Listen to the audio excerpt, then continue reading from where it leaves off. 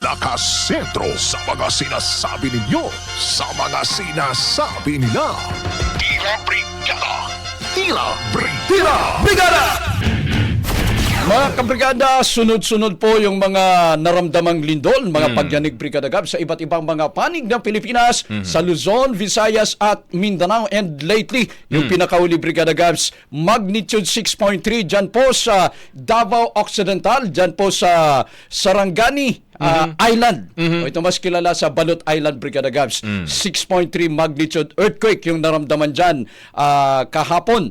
O kagabi mga kabrigada, 6:17 ng gabi. Oo. Abay, kunin natin yung mga paglilinaw ng PBOX, mga kabrigada. Nasa linya ng ating telepono, ang direktor po mga kabrigada ng PBOX, si Director Teresito Bacolcol. Direktor, magandang umaga po sa inyo. Yes sir, magandang umaga din po sa inyo. Aha, medyo na-alarma po yung ating mga kababayan na Direktor. Ano ba ito mga nangyayari sa iba't ibang mga panig, mga lugar sa Pilipinas? Ito ba'y magkakaugnay ba yung lindol sa Cebu, dyan sa Ilocos, dyan sa Batangas, and dyan po sa Mindanao, particular dyan sa Davao Occidental? Hindi naman to sila magkakaugnay. It's just that we have more than 180 active fault segments and marami tayong may meron tayong 6 na trenches and it's just possible na pwedeng magkasabay-sabay pero hindi po sila magkakaugnay. In fact, everyday po nakakapagtala po tayo ng at least 30 earthquakes a day. And karamihan ito hindi naman naramdaman ng mga tao. For example, yung between 6 a.m. kahapon to 6 a.m. kanina, we recorded in 24 hours, we recorded 45 earthquakes and ang 4 lang dito yung naramdaman ng mga tao. So, hindi na po ito unusual kasi nga we're part of the Pacific Ring of Fire and we have active faults and we have active trenches and again, hindi yan unusual lang kakaroon tayo ng paglindol araw-araw. Pero may mga tanong din po yung ating mga kababayan dyan sa Mindanao, Director. Kasi nga, palaging napag-uusapan yung The Big One. Yung The Big One ba, masasabi natin na concentrated sa area ng Luzon? Wala bang possible threat na mala Big One dyan sa area ng Mindanao? Yun na nga po yung natin, when we say The Big One, automatic agad iniisip natin yung the West Valley Fault. But there are bigger ones in other parts of the country. Kasi may mga active faults din naman. For example, the Philippine fault in the Baldon area, it's capable of generating magnitude 7.9 earthquake. So, in fact, noong 1990, it's magnitude 7.8 sa may Nueva Ecija. So, mas mataas ito kaysa the big one natin sa Metro Manila, which is magnitude 7.2. Now, sa Mindanao naman, may mga trenches din tayo that are capable of generating magnitude 8 and above. So, these are bigger ones. And in fact, nangyari na rin yan. Noong 1976, August 17, nagkaroon ng magnitude 8.1 sa may Cotabato Trench. And nagkaroon po ng tsunami and 8,000 people died. So, again, the term Big One was originally coined to refer to the magnitude 7.2 earthquake that will be generated by the West Valley Fault. But again, huwag natin kalimutan, in other parts of the country, there are also bigger ones. Okay. Makasingit ko lang po ulit, Direktor, ito ho bang nangyari ito kasi medyo pinakamalakas partner nga, ito yung kagabi sa 6.3 Ano ho ba yung nag-cause ho nung pagyanig na yan kagabi dyan po sa may bahagi ho ng Mindanao? Actually, hindi na po ito sa Pilipinas, nasa Indonesia na po ito. Naramdaman lang natin, but at intensity 3. And malalim po ito, this is 291 kilometers from the Sarangani Island. So, malayo na po ito and ang lalim po nito is 122 kilometers. So, kaya ang na-report na intensity sa atin is only intensity 3. So, yun again, nasa Indonesia na po yun. Okay. So, medyo malayo na ho pala. Pero pag ganyan ho ba, kasi pag nakita ko ito kumbaga ba yung bulletin ho ng PHIVOX, medyo dun ho sa part ng katubigan, partner, di ba? Usually, pag ganyan, ang isa sa mga laging tinatanong natin, magkakaroon ba ng tsunami warning? Pero yung kagabi po, hindi naman ho tayo naglabas ng tsunami alert. Tama ho ba, Direktor? Tama, kasi again, for one, yung depth niya, ilalim niya is 122 kilometers. Hindi na po yan makapag-generate ng tsunami. And yung magnitude, although relatively mataas, 6.3, but again, since masyadong malalim yan, 122 kilometers, kasi yung seismic waves, as it travels towards the surface, humihina yan. So pagdating niya sa ibabaw, halos wala nang masyadong lakas. So ganun po yun.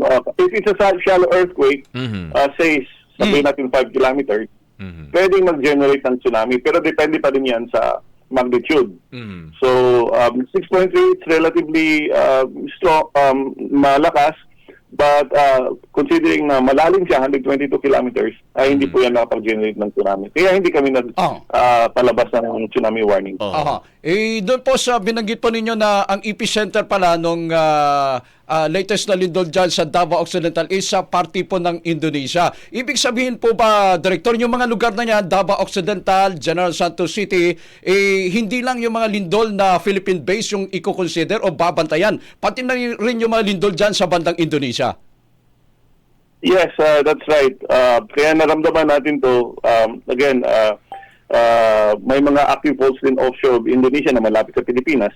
Pwede rin pong maramdaman natin. And it's the same thing kapag may malakas na paglindol sa, say for example, sa may Sulu Trench, pwede pong maramdaman yan sa Malaysia, sa Sabah part. So magkakalapit lang po kasi. Okay. Balikan ko lang ulit, Director, yung nabanggit ho ninyo kanina na kasi nga yung the big one is originally for Greater Manila talaga, di ba?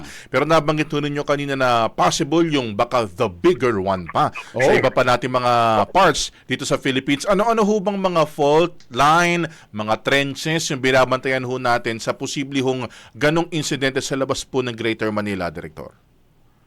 Okay, yung katulad ng Philippine Fault. Again, yung Philippine Fault, mahaba yan. It's 1,200 kilometers from Davao all the way to Luzon. So, it's the same fault that moved during the 1990 earthquake. It's the same fault na gumagalaw paminsan-minsan sa Leyte, sa Surigao. And may mga trenches din tayo.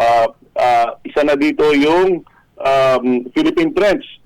Yung Philippine Trench na nasa eastern side yan. And it's capable of generating a magnitude 8.1 earthquake. And if 8.2 earthquake along the Philippine Trench and sa may eastern part ng Samar, and kapag nangyari ito, it will produce 8 to 9 meters tsunami wave. Now, meron din tayong Manila Trench. It's capable of generating 8.2 earthquake, which may produce 3.5 meters tsunami waves in Manila Bay, and kapag high tide, dadagdagan ng 2 meters. Again, katulad, isa tayong nabanggit ko, yung magnitude 7.9 earthquake in Gabaldon along the Philippine Fault. So pwede rin pong mag-generate ng tsunami yan. And magnitude 7.3 along the Philippine Fault in Mati area. So again, these are some of the active faults na pwede mag-generate ng bigger than magnitude 7.2 earthquake. Yung binanggit po ninyo, Director, na yung fault, yung mga trench, yan ay kapag kayong pinag-uusapan natin, yung lindol ng origin ay tectonic. What about kapag volcanic? Ano mga lugar naman po yung mga pwedeng ma-endanger kapag kami mga volcanic ang origin ng earthquake? Kapag volcanic naman, masyadong mahihina yan. Mahina lang. Unless eruption na talaga. Pero yung mga volcanic earthquakes natin can only be felt around, karamihan nito, instrumento lang natin yung makakaramdam. So, and kapag medyo malakas, can only be felt around the volcano, yung mga nakatira around the volcano. Pero hindi po yan katulad ng mga tectonic earthquakes natin. For example, during the 1968 earthquake in Kasiguran, nag-collapse yung Ruby Tower sa may Binondo, which is 300 kilometers away. So, hindi po ganyan yung mga natin. Okay. Sige po. With that, Director, siguro panghuli na lang po, mensahe na lang po sa ating mga kabrigada, kasi araw-araw ho kami nagpapaalala rin dito, kahit kayo ho sa FIVOX, para ho maging handa, maging alerto ho tayo sa mga posibleng mangyari ho dito ho sa ating bansa, Director. Okay, so again, sa ating mga kababayan, we have to accept that we're part of the Pacific Ring of Fire, and every now and then we will be jolted by earthquakes, volcanic eruptions, and sometimes tsunamis. So the best course of action is always preparedness, since earthquakes cannot be predicted. Yung mga nagsasabi na magkakaroon ng malaking paglindol. April 22, may may nagtutibik kumakalat sa Facebook, hindi po totoo yan. Wag po tayong magpakalat ng false information kasi po nakakadagdag lamang sa panic ng mga tao. And when we say we're prepared, the best course of action is Yun. Tira! Brigada! So meron daw mga kumakalat na mga false information hinggil dito sa lindol na yan, partner. Oo, di ba?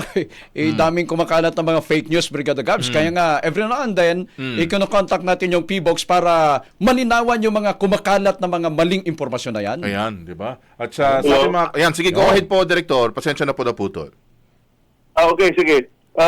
Yung earthquakes cannot be predicted. So again, the best course of action is always preparedness. So with that, malalaman natin kung yung bahay natin are earthquake resilient or not.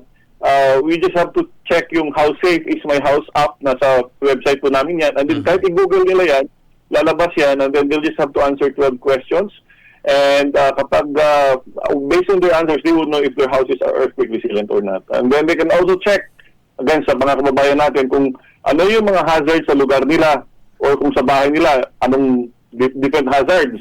So, Hazard Hunter PH, Google lang din nila, and then i-click nila yung address nila o yung bahay nila doon sa mapa, and then you would know kung ano yung mga hazards na meron sa kanilang lugar. Okay. Sige, with that, Director, maraming salamat po sa inyo pong oras ngayong umaga at mabuhay po kayo sa Fivox. Thank you po. Thank you po. Maraming salamat din po. Ang bahaging ito ay hatid sa atin ng Yummyvit ES3 Syrup. Simulang tuparin ang pangarap ng iyong anak. And stunting now,